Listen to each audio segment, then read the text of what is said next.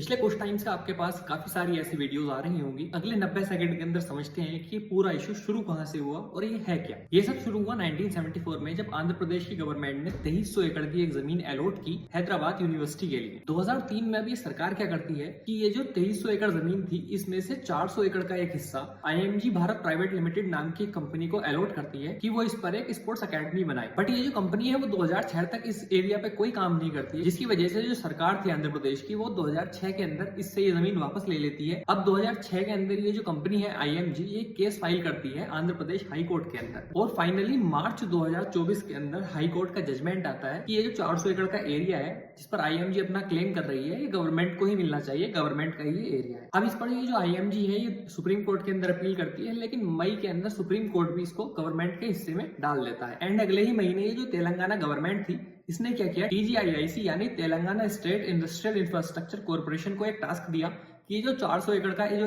Land है, इसकी bidding की जाए अप्रोक्सीमेट 75 करोड़ पर एकड़ के हिसाब से, और कहा कि इस पूरे एरिया के अंदर एक IT पार्क बनना चाहिए। अब आप जो ये एरिया देख रहे हैं, इसी में 400 एकड़ का लैंड है जिस पर ये सारा ड्रामा चल रहा है, और ये चारों तरफ से अर्बनाइजेशन से घिरा हुआ है। लेकिन अगर आप इसके अंदर देखेंगे तो बीचों बीच आपको एक मिनी फॉरेस्ट देखने को मिलेगा, जिसके अंदर इकोलॉजिस्ट की माने तो करीब 233 बर्ड स्पीसीज, 72 पेड़ों की अलग अलग स्पीसीज, और रॉक पाइथन और डियर की कुछ रेयर स्पीसीज आपको मिलेंगी।